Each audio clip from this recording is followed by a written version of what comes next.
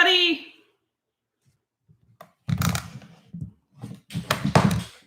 Oh.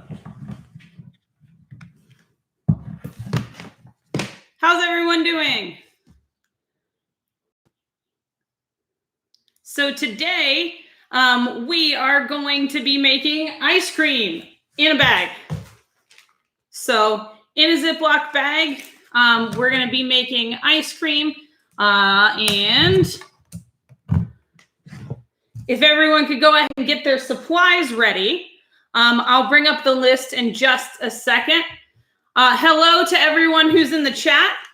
Some of you guys are my students, and you might be used to this being mostly my students, but hopefully we've seen some other people. I invited the teachers to share this link with all of their students, so we might see some other students from Walnut Hills, and we might see some other people that are just interested in doing science and fun stuff like that. So we'll get started. Okay. We'll start with our whiteboard. Let me see if I can scoot this back a bit. Okay. So, our ingredient list, the things that you're going to want to get that will actually become part of your ice cream, that is 1 cup of milk, 1 tablespoon of sugar, and some flavoring. So I do not have any vanilla extract, and I actually like chocolate ice cream better than vanilla. So I'm going to use Hershey syrup. So those are the things that will go in the bag that makes our ice cream. And then we have another mixture that we will need to make that consists of the things that are going to make our ice cream freeze. And so that list is 1/3 of a cup of salt, a gallon bag. We'll also need a quart bag, and that will be where our ice cream stuff goes. And some ice to make things cold, okay? So we'll get started with that, and I'm gonna do some instructions on how to go about making the ice cream mixture first, and then we'll talk a little bit about the science that's going on, okay?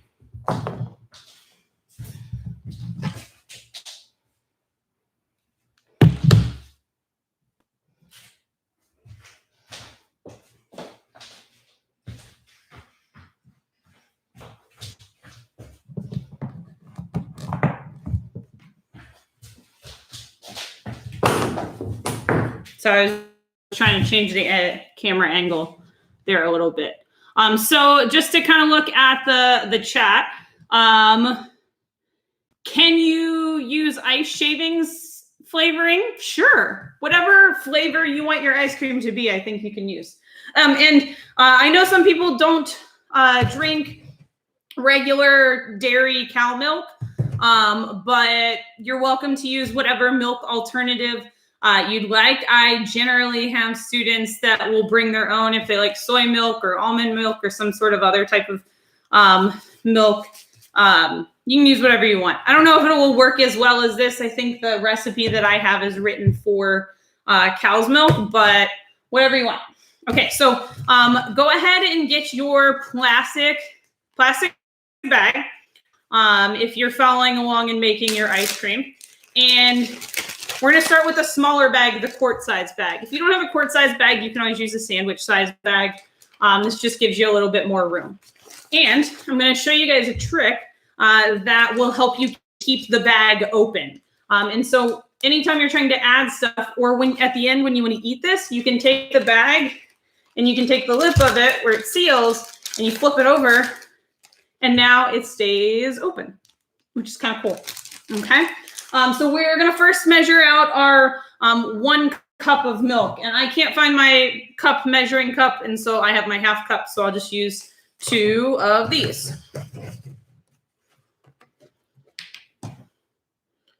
Got 1.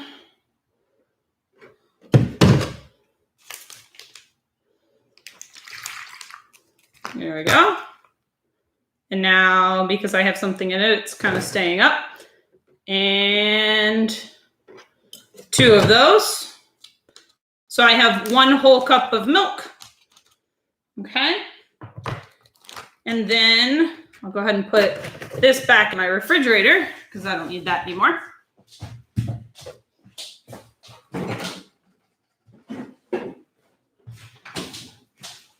And then I need my 1 tablespoon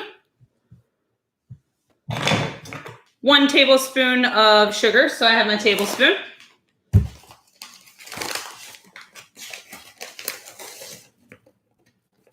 My tablespoon of sugar goes into my bag.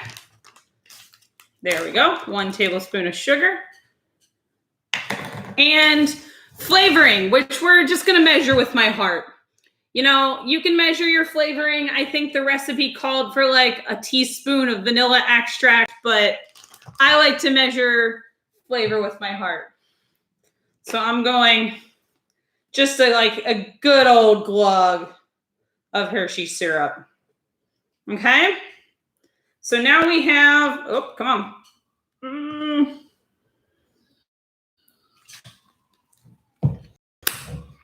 Didn't spill it on myself, just on the table. Okay, so I have that. And now I have my bag of ice cream mixture. I'm gonna seal that. And I am going to get as much of the air out of it as I can. This bag, you want most of your air out. Okay. So I am just looking at the chat a little bit here. Bob, if you could bring it down a little bit.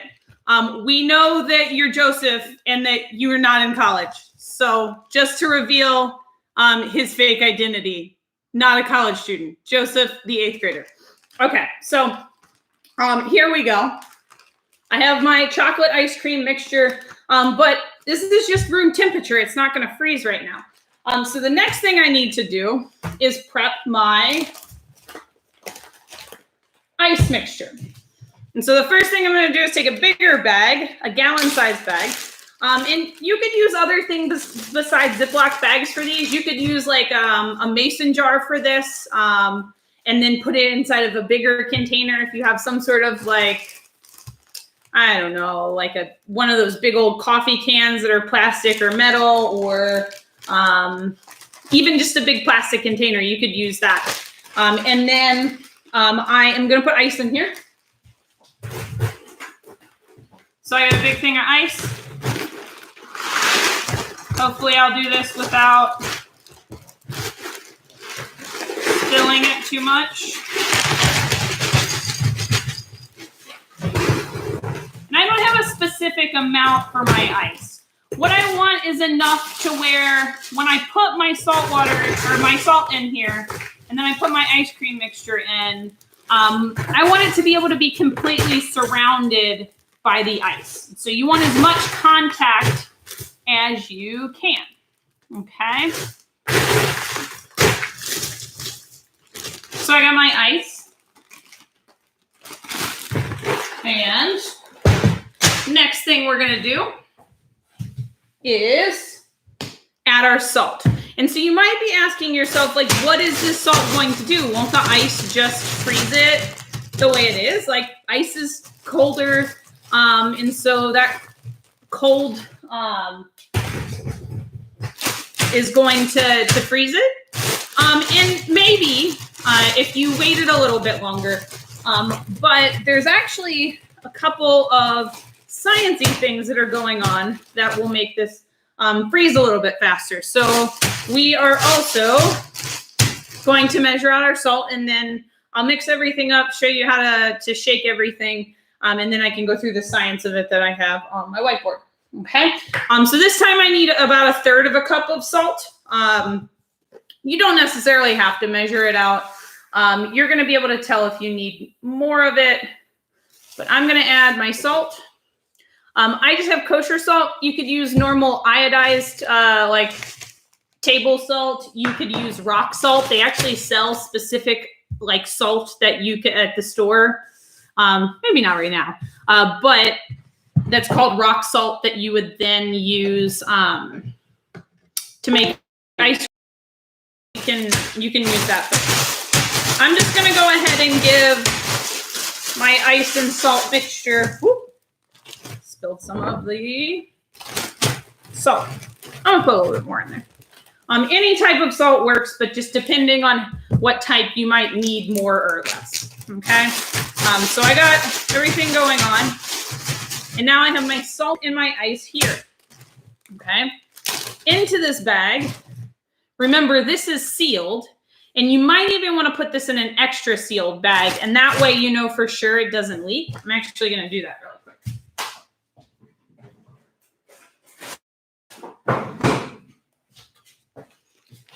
This is just to ensure that no salt gets into my ice cream mixture, because you don't want your ice cream to taste salty. Wouldn't be very good. Yes, if you had some sort of like caramely saltiness going on, that can be good sometimes, but in general, we don't want too much of that. Okay, so I got my ice cream double bagged. I got my salt and ice. I'm going to put that inside of my sealed ice bag. And now the next thing I'm doing is just shaking it for a really long time. Okay? We are shaking this and shaking this. And you basically don't stop shaking this until you get ice cream. Okay? You don't stop shaking this until you get ice cream. And that could be 5 minutes. It could be 10 minutes. It just kind of depends on everything that you got going on. The more salt and ice that you can get, the better.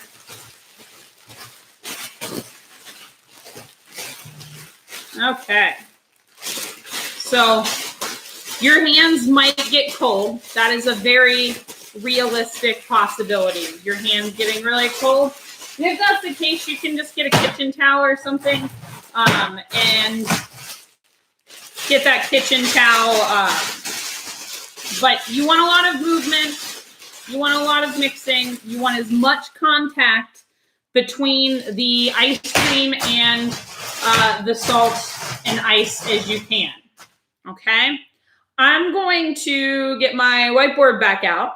And that way I can do a little bit of explaining of the science behind why this works.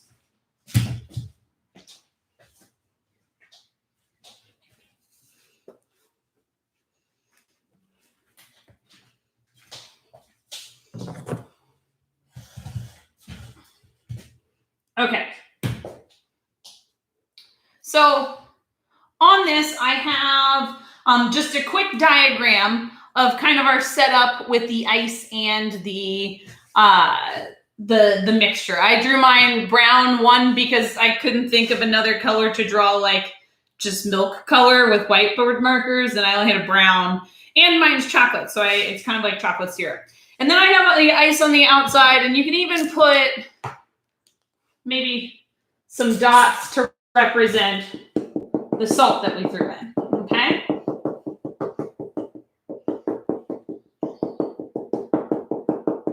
But one of the things that you might notice is that the salt may not be staying the little crystals of salt. What you end up getting is salt dissolving. And so salt is, or at least table salt, is sodium chloride, okay? And sodium chloride is made up of a positive sodium ion and a negative chlorine ion. And so these two things together make sodium chloride, and that's what it would look like as a solid. That's what the S right here means. And then when they dissolve in water, they do something called dissociate. And so when you dissociate, or when two ions or any number of ions dissociate, they break apart. And so they're going to be in different places. And so when you have salt water, you have lots of sodium ions all moving around, and you have lots of chlorine ions moving around. And one of the things that you want to know about that is a process that takes energy, that requires energy to happen. Okay, so that breaking of the sodium chloride bonds, that ionic bond, needs energy. And so we call that process an endothermic process, because you have to put energy into it. Okay, so processes that are endothermic pull energy from their surroundings. Okay, and then the other process that's really happening here is that our solid water, ice, is turning into liquid water. You might notice that start to happen, okay? And so I no longer just have solid ice. Some of that solid ice is becoming liquid ice, okay? Because the sodium chloride being there also causes a process called freezing point depression.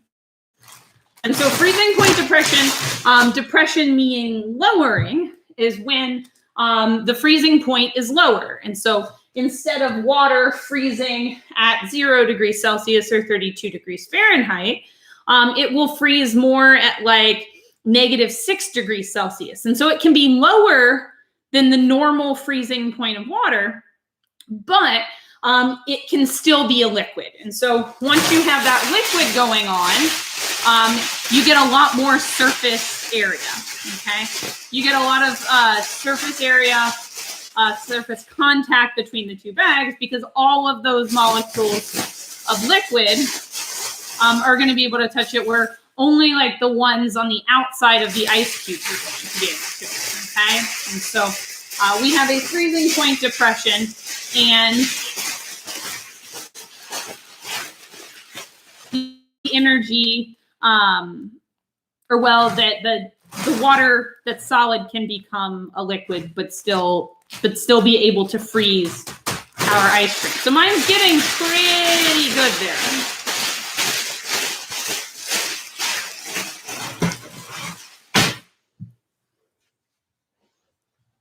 The other process that we have going on is what's going on inside of the ice cream, okay? So that ice cream is freezing.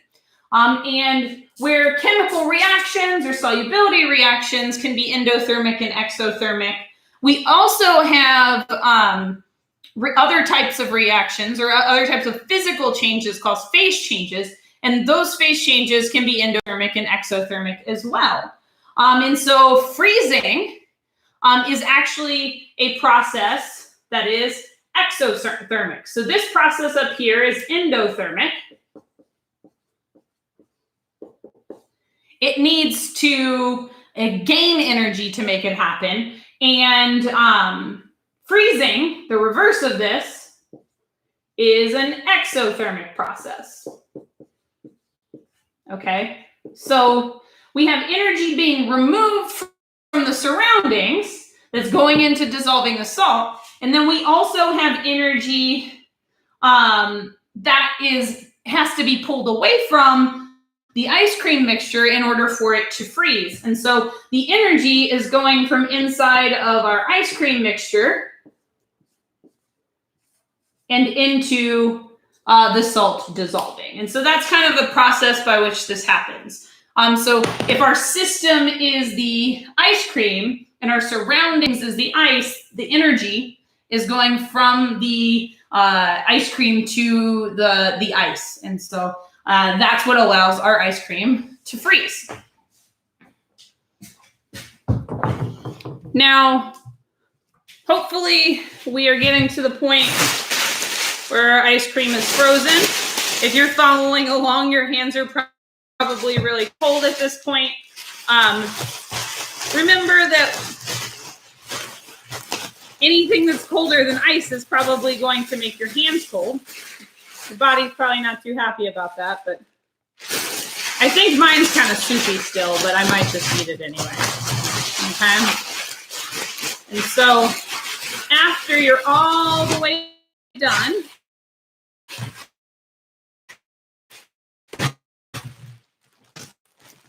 I got decent freezing here. Okay.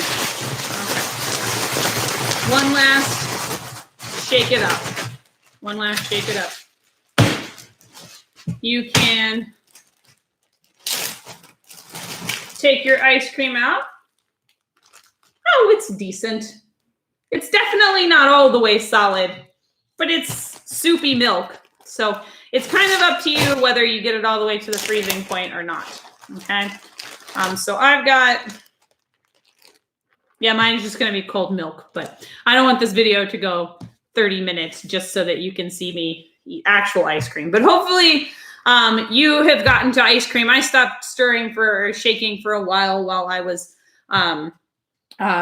working on showing you guys how the reaction happened. But hopefully at the end you get some nice cold ice cream. And when you go to eat it, you can do that same thing that we did when we put it in. You can eat it straight from the bag, and you can just go like this. And now you have it kind of like a bowl. Okay? So I am going to get a spoon.